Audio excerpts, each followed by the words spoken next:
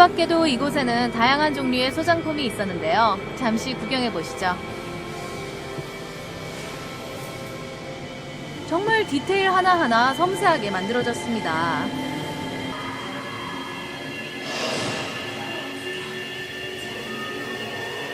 이 모든 것들이 다 기에르모 델 토로 감독의 상상 속에서 만들어졌다고 하네요.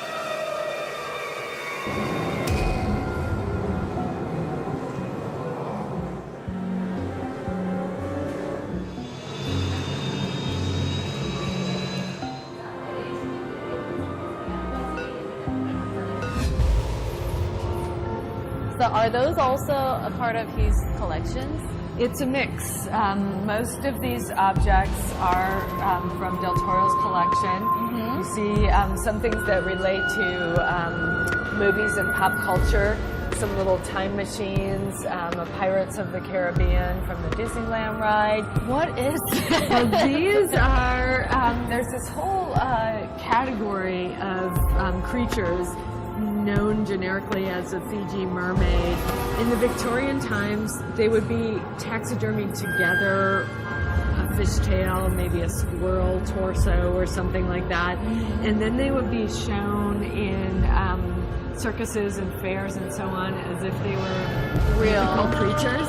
And the taxidermy was so convincing that people believed that they were. Yes. I'm looking at it, I'm like, okay, what is this? This section of the show deals with Guillermo's interest in all different kinds of magic and occultism, forbidden knowledge, and the human quest to kind of open that closed door, right. You know. We also wanted to point out that Del Toro himself is always keeps notebooks of ideas and drawings. And is that his notebook? Yes. So the exhibition includes 5 of his original notebooks, and he selected the pages. But then, yes, you can look through. 이게 그 감독님의 그 노트북이래요. 그러니까 자기가 직접 어느 페이지를 공개할 건지를 골라서 지금 이 전시회에서 공개가 되고 있다고 하는데요. 글씨도 그렇고 그림이 너무 귀여워요. They're very cute. His handwriting is very cute. Isn't it so interesting to go into, and you can go really into his creative process. He writes in English and Spanish kind of interchangeably. He does all this, like he draws all this details for his ideas. Like look at the details.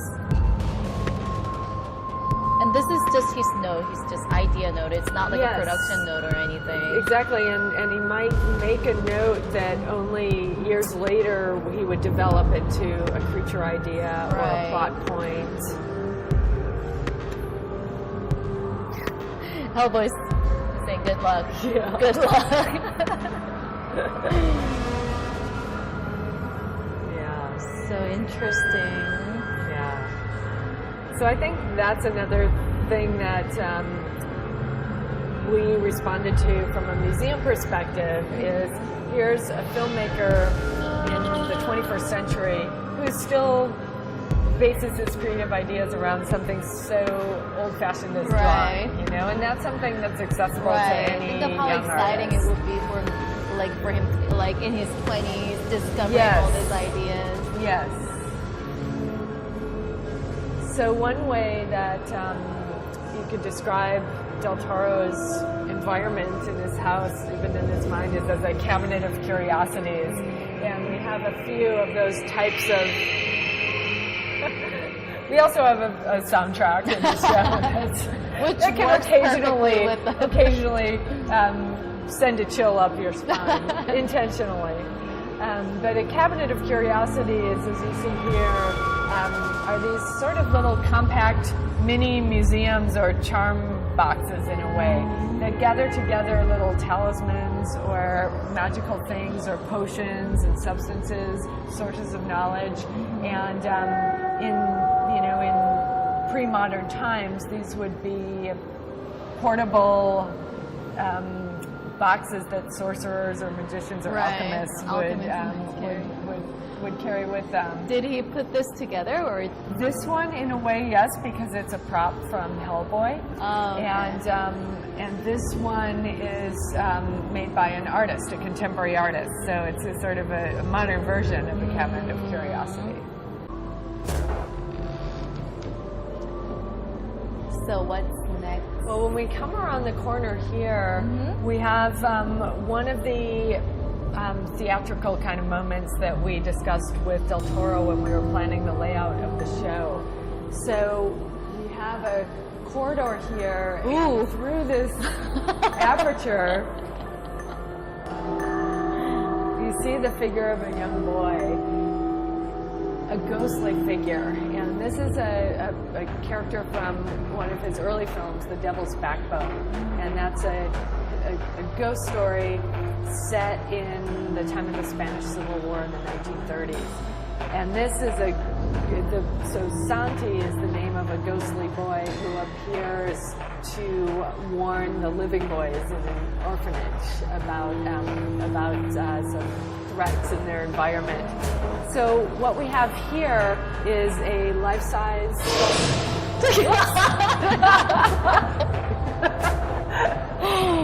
Yes, there are a lot of moments of surprise. 근데 저게 진짜 무서워요. 저렇게 서 있으니까 내 소리까지 저렇게 나니까 너무 무서워. It's really scary. Like I don't think it's the expression and everything is so real. And also that you can tell it's also a little off because the skin tone is gray. ghostly and gray. And when you get closer, you'll see there are kind of some cracks. And this also has a projection effect. If right now you can see that there's some a kind of fume of red blood emerging from his temple, and then you'll see a skeleton overlaid on top of him. So this is created by a special effect projection overlaid on this sculpture.